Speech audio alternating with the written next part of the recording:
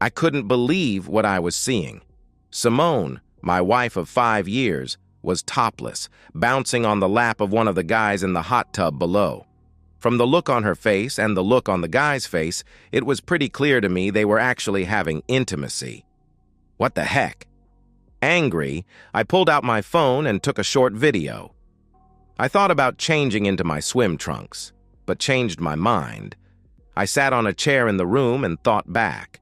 No wonder she didn't want me to come to this party with her. She had been working as a secretary for S&G Funds, a hedge fund company, for about a year or so, and she really seemed to be happy. Now I know why. Earlier that week, I saw a text come up on her phone, letting her know there would be a company Christmas party this weekend, and she was allowed to bring a +1. When I told her about it, she tried to dissuade me from going. "Oh, Carl, you'll just be bored anyway," she said. "I don't get it. Why don't you want me to go with you? Are you ashamed to be seen in public with me or something?" "Of course not, silly. It's just that these are financial gurus. There's probably going to be a lot of boring talk about money and stuff, and you'd just get bored." Her company had a habit of holding these parties about once a month, and they had always been staff only. Most of the time, Simone was gone until late that night, or even sometimes late the next day. I never made a fuss about it, but now I had a better idea of what actually went on at these things. "I see. Well, maybe I'd like to spend the evening with you anyway. Have it your way. If you're going, you'd better get your tux cleaned, but trust me, you're probably not going to have a lot of fun." The day of the party, she suggested I bring a pair of swim trunks. Swim trunks? For a Christmas party? It's December, for crying out loud, and it's cold outside. "Swim trunks?" I asked her. "It's awful cold outside for swim trunks, don't you think?" "Nah, we usually end up in my boss's penthouse after the main party, and he has a real nice hot tub." "I see. So you do this often then?" "Yeah, pretty much every time." "Now promise me you'll be on your best behavior tonight, okay?" "I always am," I told her. This didn't sound too good. Why would she tell me this? "Why are you telling me this?" "Oh, it's just that these parties can get pretty wild sometimes. I don't want you to get upset with anything you might see. The guys there are quite friendly and can get pretty handsy, if you know what I mean." "Well, as long as everything passes the husband test, there shouldn't be any problem, right?" I asked in response. She smiled and said nothing, but gave me a kiss on the cheek. When we got to the main party, Simone introduced me to a friend of hers, Linda. "Linda, this is my husband, Carl," she said. Linda looked me over and smiled. "Husband? This is going to be fun. You really are a wild and crazy girl, you know that?" she asked with a smile. I wondered what she meant by that. Simone smiled as she giggled. "I gotta go mingle, sweetie," Simone told me. "Could you get me something to drink? Maybe some wine? Come on, let's go," she told Linda, without giving me so much as a backward glance. I made my way to the bar and got her wine and a beer for myself. I looked around, but I didn't see Simone anywhere. I walked around, looking for her, but to no avail. After a half hour, I sat at an empty table and hoped she would come look for me. In the meantime, I watched as everyone danced and had a general good time. No one said anything to me and walked around me as though I wasn't even there. I guess she was right. I wasn't having any fun at all, and I was getting more than a bit pissed off that my wife would simply abandon me like this. After nursing my beer for a couple hours, I said, "To hell with this shit," and got up. I figured if Simone wasn't even going to spend any time with me, I'll just go home and leave her to her friends. I started walking to the entrance when Simone and Linda came up to me. There were 3 other guys with them, and one had his arm around Simone's waist. Simone didn't bother to make any introductions. "Oh, there you are," she said. I could tell she had been drinking. "We were looking all over for you." Yeah, sure you were, I thought. When she kissed me, I could detect the taste of tequila and something else. "Yeah, I was just getting ready to go home since you abandoned me 2 hours ago. Where were you?" She blushed and looked down as the guys with her smirked at me. I felt like punching them in the teeth. We were just having a few shots, Linda said. Simone looked at her funny. I wondered what the hell was going on here. Shots of what? I can taste tequila, but there's something else. Oh, nothing, Simone said. Hey, listen, we're all going over to Ben's place. He's got the hot tub warming up. Are you ready? I guess. Am I going to get to spend some time with you, or are you planning to abandon me again tonight? Oh, don't be silly. You'll see me later. I'll ride over with Linda and the guys if that's okay with you. Why not ride with me? I asked. One of the guys grabbed her by the hand and pulled her away. You can follow me, dude, he said in a tone of voice that pissed me off even more. Simone and Linda followed the guys, and I could hear them laughing as they left. I got my car and followed them. When we arrived, I saw that Simone had already changed into her bikini. What the hell was going on here? When we got there, Simone had already gone into the hot tub with the two guys, who I later learned were Ben and Dale, the two senior partners in the firm. Both of them struck me as little more than rich frat boys. Linda came over to me after they were outside. So, you think that maybe we can hook up later tonight? She asked. What makes you think I'm even inclined to do that? I'm married. Oh, I thought you guys had an open marriage or something. What makes you think that? I asked. Well, the way Simone carries on with all the other guys. I thought you were into being especially the way she kissed you earlier. What the hell makes you say that? What do you mean by the way she kissed me earlier? I asked. Well, she had already finished Ben and Dale. She still had their in her mouth when she kissed you. Did you enjoy that? I felt like throwing up. Her expression changed when she saw my reaction. Oh my God, you didn't know, did you? No. How long has she been doing this? Ever since she came on board the company, Linda said. Oh my God, I thought. That's been over a year now. All this time she's been there, and I had no clue. Is that what she was doing at the party? Intimating with those two guys? And a few others, Linda said. I'm sorry, I just assumed you knew. She really does love you, you know. Yeah, I'm feeling the love, I said. Look, why don't you go upstairs and change? Maybe she'll keep herself under control tonight since you're right here. Yeah, right, I said. I headed upstairs, and that's when I saw her being intimate with those two guys. As much as I loved her, there was no way I was going to tolerate this. I decided to confront her about this and went downstairs. Oh, there you are, Simone said as I got to the bottom of the stairs. Why aren't you in your bathing suit? Aren't you coming out to the hot tub with us? I grabbed her arm, pulled her into what looked like a study, and closed the door. What's the matter, Carl? She asked. What's the matter? Were you ever going to tell me about having an open marriage? What? She asked. That's what Linda told me, I said. I pulled out my phone and played the video of her being intimate with the two guys in the hot tub. What's this all about? Thought that maybe you'd just humiliate me even further after abandoning me at the party? Oh, come on, Carl. We were just having a little bit of fun. It doesn't mean that I love you any less. And yeah, I was being intimate with them as well. It doesn't mean anything. I couldn't believe what I was hearing. She admitted to having intimacy with them, and I was just supposed to go along with it. It means everything, I said. I pulled off my wedding ring and put it in her hand. Then I grabbed her left hand and pulled off her rings. Carl, what are you doing? She asked. You're a disgusting pig, and right now I hate your guts. Merry Christmas. I hope it was worth it to you. Don't bother coming home. I'll be seeing a lawyer about a divorce on Monday. You can't mean that, she cried. I love you. I don't want a divorce. I don't care what you want anymore. I know the truth. I know why you didn't want me to come with you. I won't be your Goodbye, Simone. I turned and left. One of the guys, I don't know which, called after me. Hey, brah, you leaving already?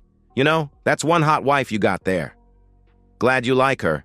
She's all yours from now on. I left the penthouse, went downstairs to my car, and drove home. Simone began calling and texting me after I left, but I ignored her calls.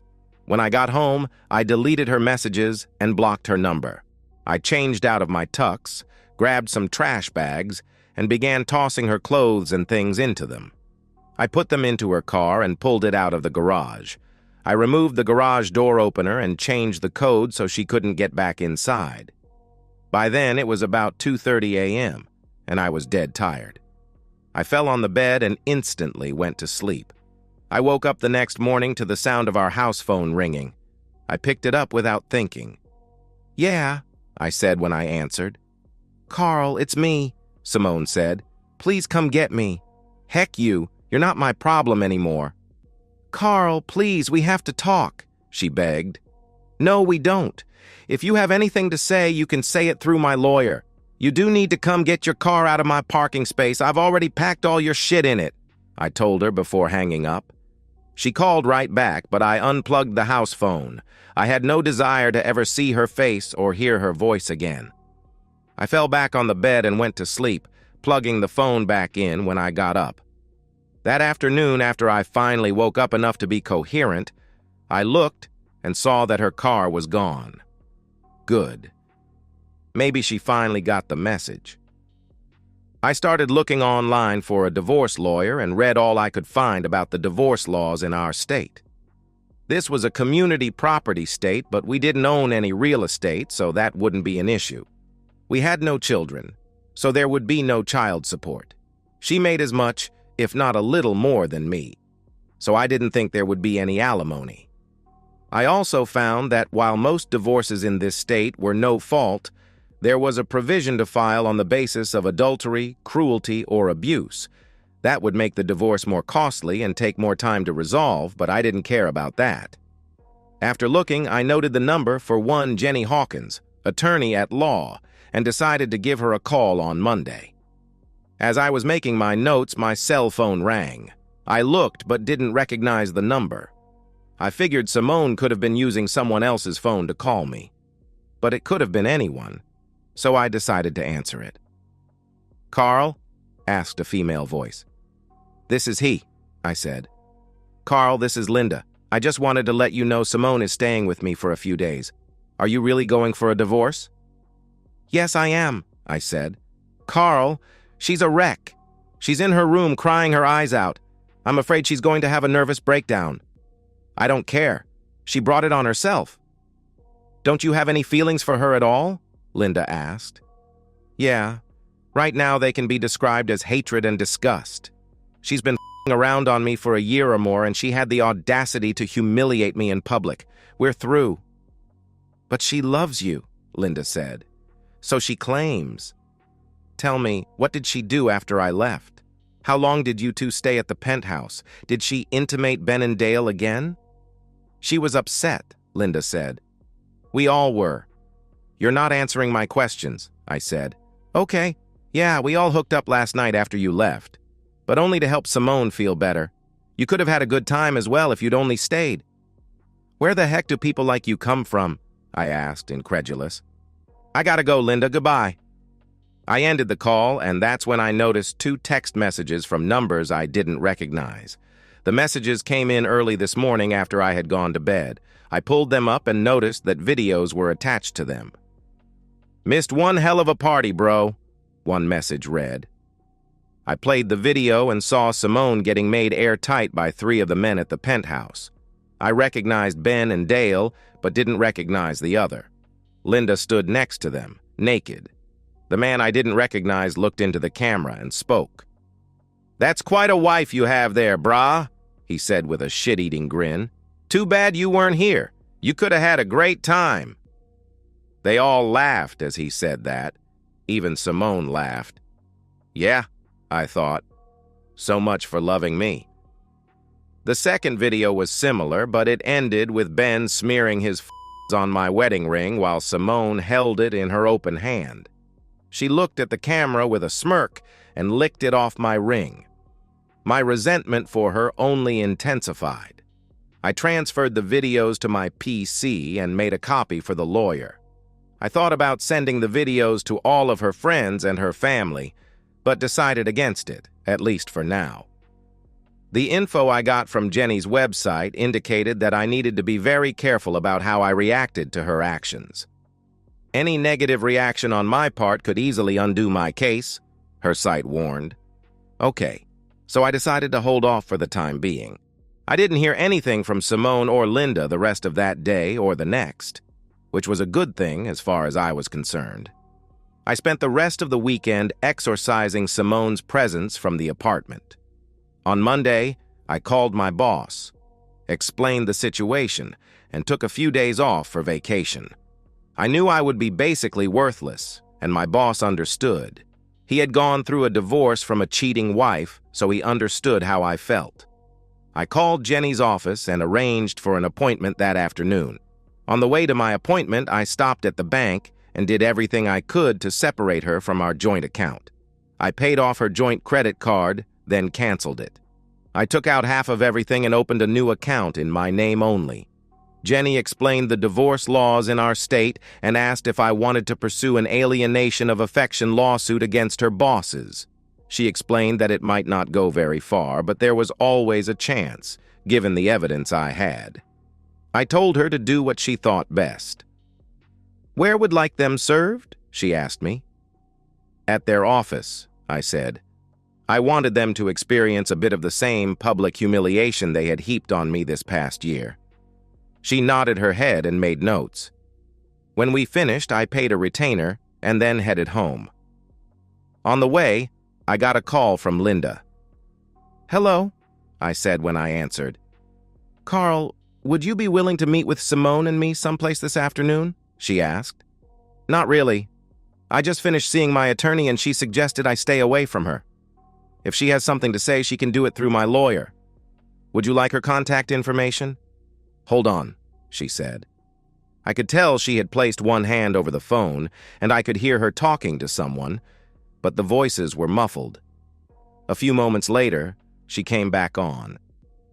"I guess that'll have to do," she said quietly. After I gave her Jenny's contact information, she tried to lobby for Simone one last time. "She really does love you, Carl, and she's willing to make this up to you. Can't you please find it in your heart to forgive her?" Well, she has a damn funny way of showing her love. And how exactly will she make this up to me? Can she herself? Can she turn the clock back a year? I don't think so. The answer is no. I will never forgive her for what she did. Okay, if that's the way you want it. I'll pass that on to her, but you know you're going to have to talk to her sometime. Not if I can help it. What's done is done. Tell her she can expect to be served with papers soon. I ended the call and drove the rest of the way home, stopping only to pick up a 12-pack of beer and a couple of packs of cigarettes. I had stopped smoking when we first got married, but I felt that I needed to do something to keep from punching holes in the walls. Shortly after I got home, the house phone rang. I answered, wondering who was calling now. "Hello," I said. "Mr. Jacobs, this is Ben Carlson, your wife's employer," the young male voice said. I recognized the voice from the party. He seemed to have adopted a more professional tone now that he was back in his place of business. "I know who you are, Ben. What do you want?" "Look, I know you're upset about what happened Friday, and I want you to know that we all thought you were okay with your wife's activities at the company gatherings," he said. "So you knew she was married during all this?" I asked. "Yes, but honestly, she told us you guys had an open marriage and that you were okay with what she was doing." "And you never bothered to ask me about it?" I asked. "I didn't think I had to," he said. "And the videos you guys sent me Friday night? What was up with that?" "Those videos were her idea. Look, I'm really very sorry about all this. Is there anything I can do to make it up to you?" "Yeah. You can let me kick your balls into the middle of next week after you testify against her in court. Oh, and I intend to sue you for alienation of affection. If you really want to make it up to me, you'll accept my terms without any argument. Anything else?" "You're really suing us?" he asked. "Yes, especially since you've been violating your own moral clauses for the last year while you've been destroying my marriage." Look, man, this was all just in fun. We didn't intend to destroy your marriage.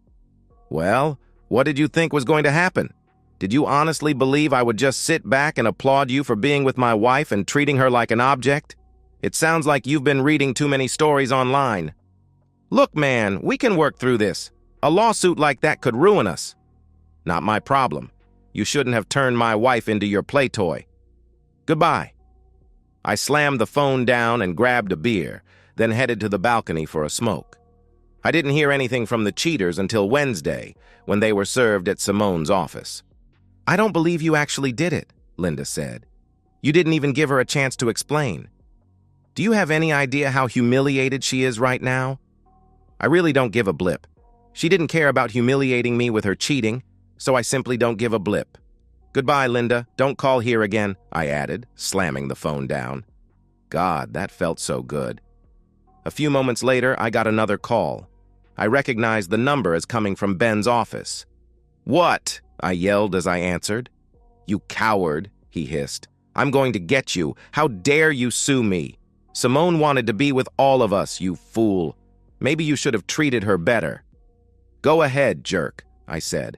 How dare you mess up my life? Now I'm going to ruin yours.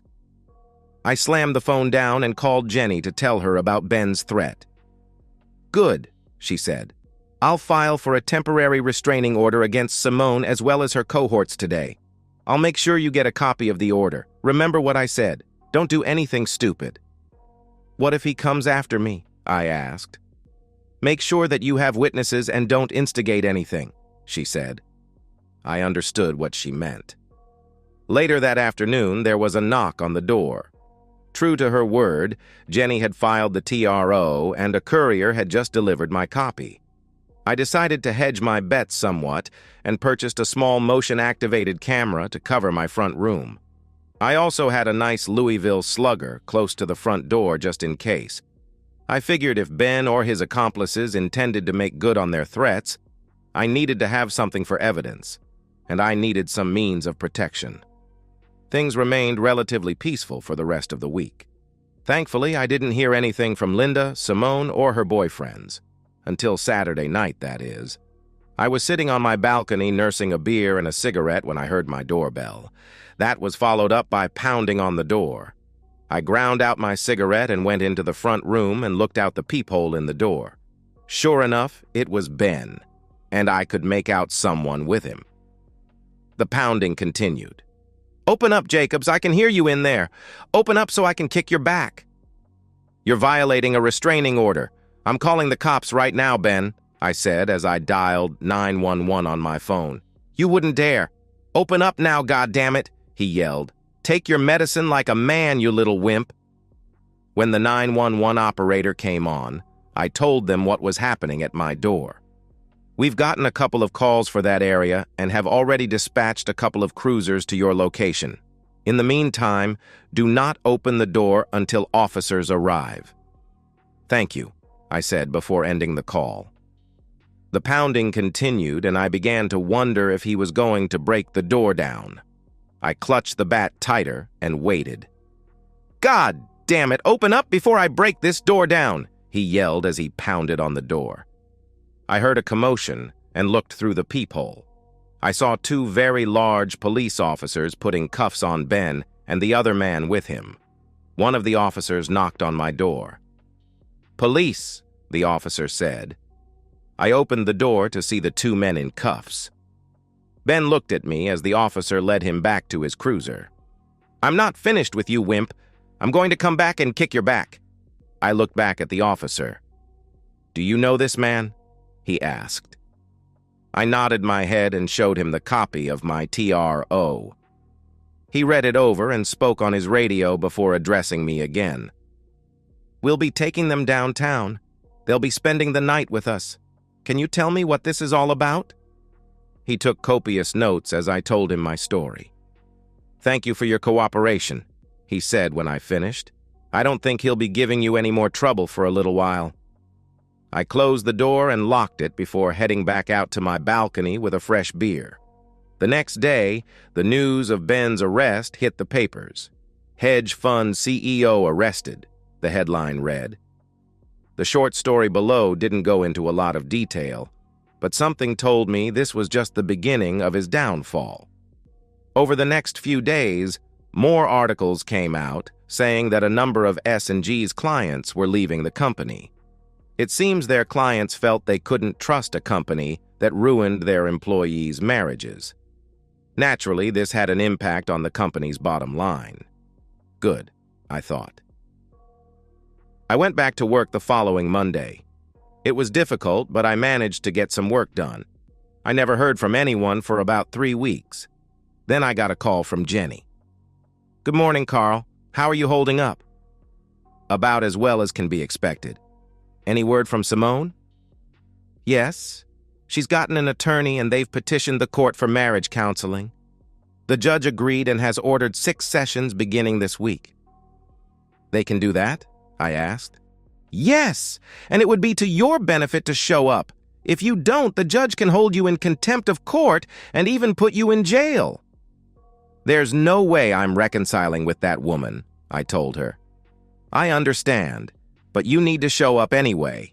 If the counselor sees there's no hope for reconciliation, she'll let the judge know." "Okay. Was there anything else?" "Yes. Her attorney tells me that Simone is pregnant. If that's the case, the court won't do anything more until paternity has been established." "So I have to wait another 8 or 9 months?" I asked. "As of right now, yes. If it's your child, you'll be ordered to pay child support." On a positive note, however, the judge has agreed to a legal separation, at least until she gives birth. "Wonderful," I said. Jenny gave me the address for the counselor and wished me luck. I wrote down the information and put it on my calendar. I decided that I would make it clear in no uncertain terms there was no way I would ever reconcile with the cheating. When I got to the counselor's office, I was ushered right in. A somewhat older woman looked at me over her glasses. Simone sat across from her in a love seat looking somewhat forlorn. I had a very bad feeling about this. The counselor introduced herself as Dr. Abigail Farnsworth and indicated I should sit next to the wife on the love seat. I chose instead to sit in a smaller wooden chair placed at a 45-degree angle to the love seat. "Good to see you could make it, Mr. Jacobs," she said. "I understand I have no choice," I said, crossing my arms in front of my chest. "True still. I'm glad to see you here." She turned to Simone. "Tell me, Mrs. Jacobs, what do you hope to get from these sessions?" "I want to get back together with my husband. We're going to have a baby and I want to be a family again." I snorted in derision as she said that. Abigail looked at me. "And what do you hope to get out of these sessions, Mr. Jacobs?" she asked. "What I want is for you to realize there's no way I'm reconciling with that," I said, nodding my head in Simone's direction. I saw her recoil when I did that. Abigail nodded her head. "Not even for the sake of the child?" she asked me.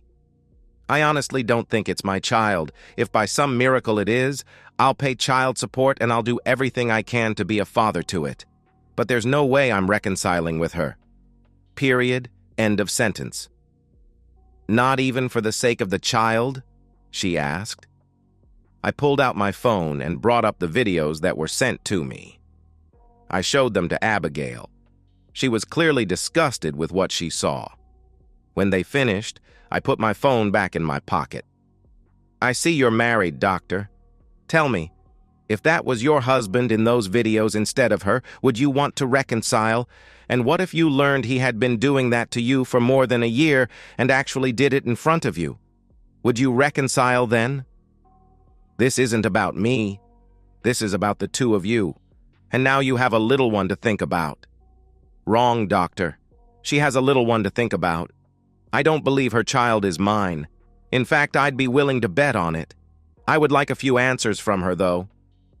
Abigail thought for a moment, then nodded her head and looked at Simone. "I think he's entitled to some answers, don't you?" she asked Simone. She looked down, sheepish, her face burning with embarrassment. She finally looked up at me before answering. "I guess so," she said.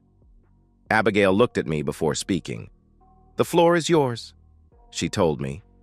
I nodded my head in thanks and turned back to Simone. The night of the party, you knew what was going to happen, didn't you? I asked. She nodded her head. Yes, she said. And that's the real reason you didn't want me to go with you, isn't it? I asked. Yes, it is. I tried to warn you that you wouldn't have any fun. And you were right. It was the absolute worst night of my life. When you kissed me at the party, you deliberately made sure you had those two men's in your mouth when you did, didn't you? Her face burned red for a bit. Yes, I did, she said. Why? Did I do something to deserve that kind of humiliation? You did nothing. We just thought it would be wicked and exciting.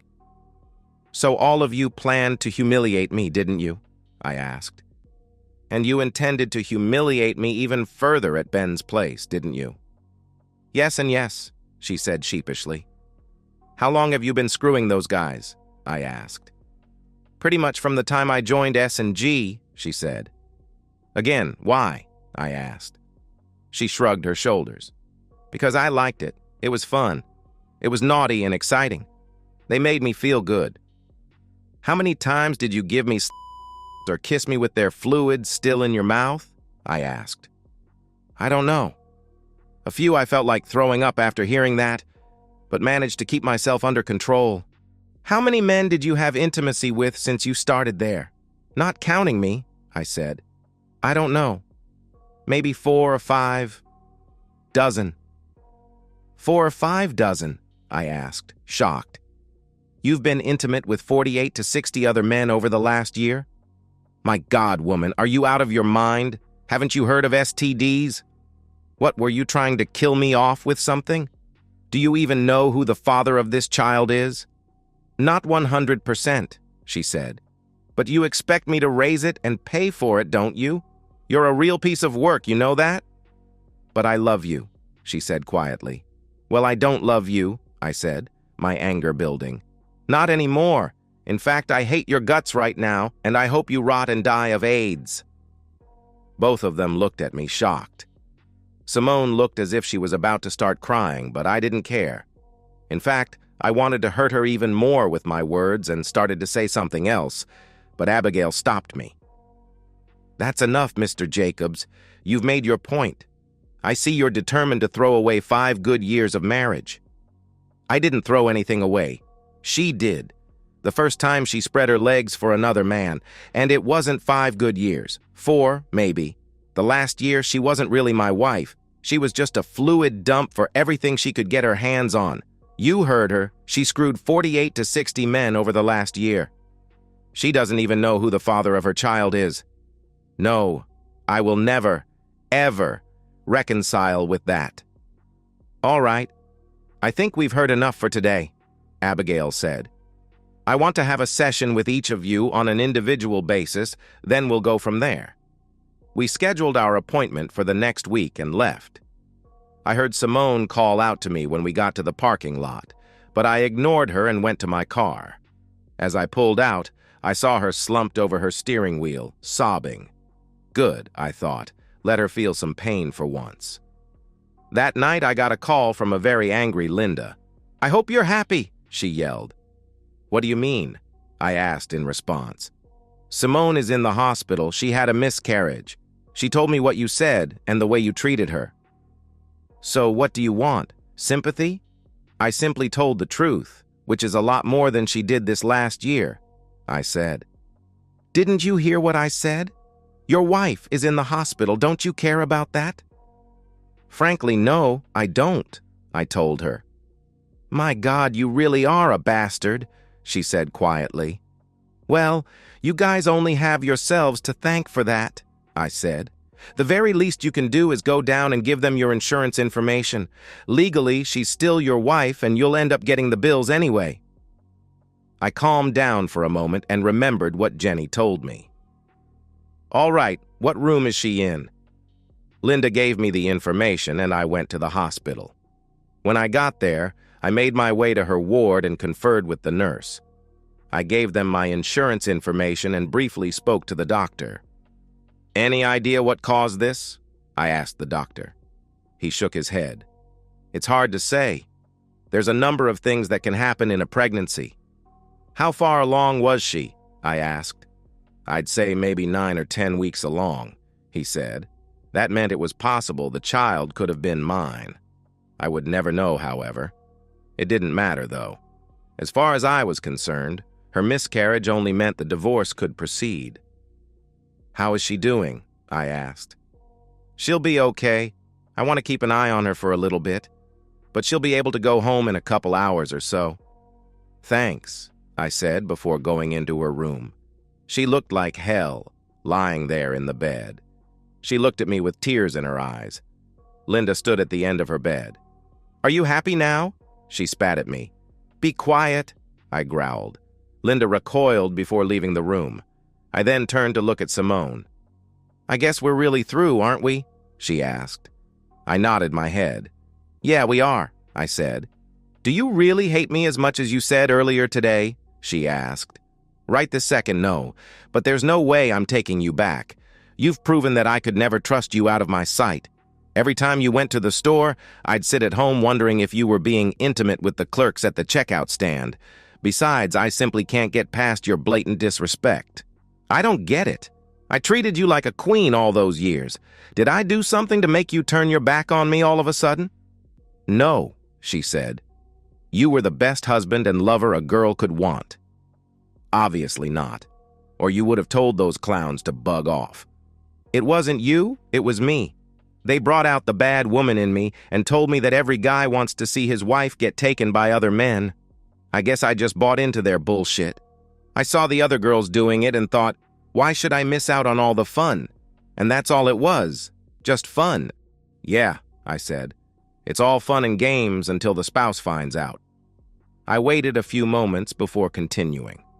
Look, the divorce is going to happen, no matter what you do. All you're doing is wasting your time and money. End this charade and move on, okay? We're done. I'm never taking you back. All right, she said quietly, tears falling down her face. I'll tell my lawyer tomorrow. And don't ask if we can be friends, I said. I don't see that happening.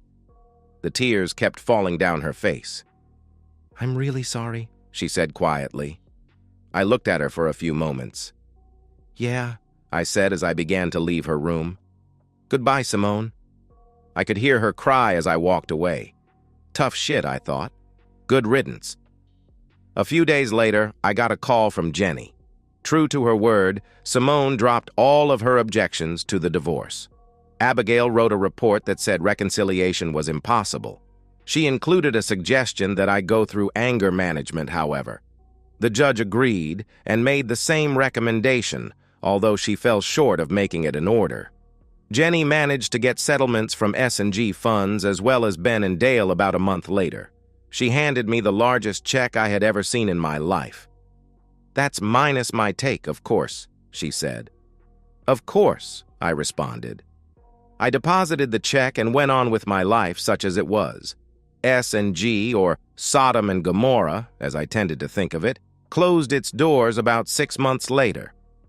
It seems that its customers felt they couldn't trust the company with their money.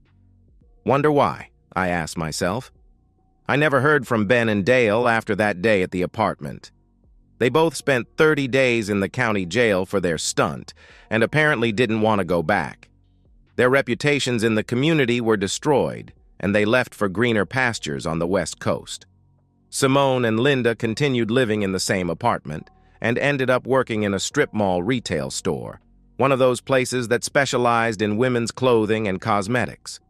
I saw them around from time to time, but never acknowledged their presence. I stayed single and dated periodically over the next couple of years. I finally met Claire Hansen, a recent divorcee, and we dated for a few months, each of us taking it slow and easy. Like me, she had been burned by a cheating spouse and was still hurting from that. I understood her pain and did all I could to support her. The first few weeks, all we did was talk or go out for dinner and a movie. She was a bit more fragile than I was at the time. We spent a lot of time holding hands and walking through the park. I was quite attracted to her and decided to let her make the first move. One night, after a delicious lasagna at her condo, she looked at me as if studying a specimen under a microscope. "Do you find me attractive?" she asked. I smiled and looked her in the face. "I find you very attractive, in more ways than one. Why?" "I was just wondering. You've never made a move on me. I was beginning to think that maybe you don't like girls." "Oh, I like girls just fine. It's just once burned, twice shy, I guess." "I can understand that. But we're not all like your ex-wife." "True. And we're not all like your ex-husband. I happen to believe in the sanctity of marriage." She smiled. "I know you do. I hope you realize I feel the same way." "I do," I said. "So, what are you going to do with this little bit of information? Do you think you could manage to do more than give me a kiss on the cheek?" "Where would you like me to kiss you?" I asked, teasing her. She slowly lifted her dress over her waist. She gave me a sultry smile. I smiled and got down between her legs. Oh yeah, things were definitely looking good. And so, we've reached the end of today's story. Was it what you expected, or did it take a twist you didn't see coming? I'm curious to hear your thoughts. Share them in the comments below, and let's get a conversation going. If this story kept you hooked, make sure to hit that like button. And if you're new here or just haven't subscribed yet, now's the perfect time to join our community. I bring you fresh, captivating stories every day, so click that subscribe button and turn on notifications so you never miss out. Thanks for watching, and I'll see you in the next one.